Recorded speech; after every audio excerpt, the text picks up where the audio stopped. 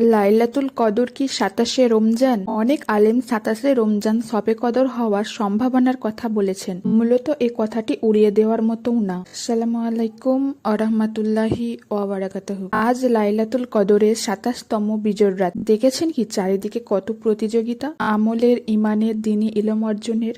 যেই পরিমাণ সুস্থতার নিয়ামত নিয়ে আমরা রমাদানকে পেয়েছিলাম, সেই পরিমাণ নেক আমল দিয়ে আমলনামা কি পূর্ণ করতে পেরেছি এই সুস্থতার সঠিক মূল্যায়নে? শবে কদর শব্দটি ফার্সি, লাইলাতুল কদর শব্দটি আরবি। কদরের অর্থ অনেক, যেমন ভাগ্য নিরূপণ, সম্মান, গৌরব, মর্যাদা ও মহিমা। এই রাতকে লাইলাতুল কদর বলার কারণ হলো এই রাতের পূর্বে আমরা যত আমলনামা ছেড়ে দিয়েছি এবং গুনাহ করেছি, কিন্তু এই লাইলাতুল কদরের রাতে তাওবা ও ইস্তেগফারের মাধ্যমে সম্মানিত ও মহিমান্বিত হয়ে যায়। রাসূল সাল্লাল্লাহু আলাইহি ওয়াসাল্লাম ইরশাদ করেছেন, যে ব্যক্তি ইমানের সাথে সওয়াব লাভের আশায় কদরের রাত ইবাদতের মাধ্যমে কাটাবে, তার পূর্বের সমস্ত গুনাহ মাফ হয়ে যাবে। আর যারা এ রাত অবহেলায় কাটায় তারা হতভাগা ছাড়া আর কিছু নয়। হাজার মাসের চেয়ে এই উত্তম রাতের কল্যাণ থেকে যে বঞ্চিত হলো সে সত্যিই হতভাগা। এ রাতে মহান আল্লাহ সুবহানাহু ওয়া তাআলার কাছে দোয়া করবেন, ইয়া রহমান ইয়া রহিম ইয়া রাব্বুল আলামিন, এ আল্লাহ আমাকে শাহাদাতের সাহায্যে মৃত্যু দিন।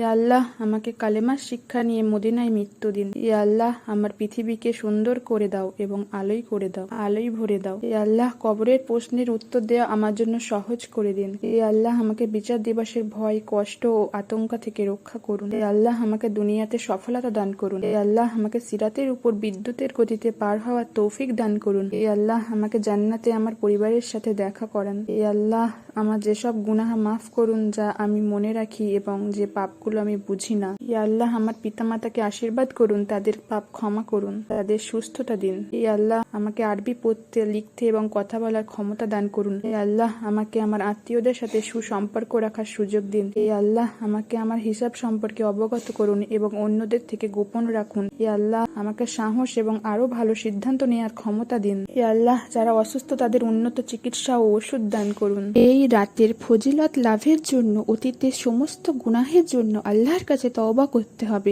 দোয়া কবুল হওয়ার অন্যতম শর্ত হলো শিরক থেকে বেঁচে থাকা। আল্লাহ রাসূল সাল্লাল্লাহু আলাইহি ওয়াসাল্লাম আবু বকর রাদিয়াল্লাহু তাআলা আনহুকে বলেছেন, হে আবু বকর, নিশ্চয়ই তোমাদের মাঝে শিরক পিপলিকার পদধ্বনির চেয়ে সূক্ষ্ম। শয়তান মানুষকে শিরকের দিকে ধাবিত করে, তাই শয়তানের কুমন্ত্রণা থেকে বাঁচতে হলে পড়া উচিত আল্লাহুম্মা ইন্নী আউযু বিকা আন আশরিকা বিকা ওয়া আনা আলামু ওয়া আস্তাগফিরুকা লিমা লা আলামু। অর্থ, হে আল্লাহ, আমি সজ্ঞানে তোমার সঙ্গে শিরক করা থেকে তোমার কাছে আশ্রয় চাই এবং যা আমার অজ্ঞাত তা তোমার কাছে ক্ষমা চাই। শবে কদরের বিশেষ যে দোয়ার সর্বোচ্চ ফজিলত, আল্লাহুম্মা ইন্নাকা আফুউন তুহিব্বুল আফওয়া ফাফু আন্নি, অর্থাৎ হে আল্লাহ, নিশ্চয়ই আপনি ক্ষমাশীল, ক্ষমা করাটা আপনার পছন্দ, অতএব আমাকে ক্ষমা করে দিন। ভিডিওটির মাঝে একটা কথা বলে নিচ্ছি, কদরের রাতের বিশেষ ফজিলত সম্পর্কে সম্পূর্ণ ভিডিওটি এই চ্যানেলে আপলোড করা আছে, আপনারা চাইলে দেখতে পারেন। পবিত্র কোরআনে ইব্রাহিম আলাইহিস সালাম বলেছেন, সকল মুসলমানের জন্য দোয়া করার একটি নমুনা বর্ণনা করা হয়েছে। একজন প্রকৃত মুমিন পৃথিবীর সকল মুসলমানকে মনে প্রাণে ভাই মনে করে এবং সকলের জন্য দোয়া করেন। জীবিত মৃত সকলের জন্য দোয়া করা উচিত।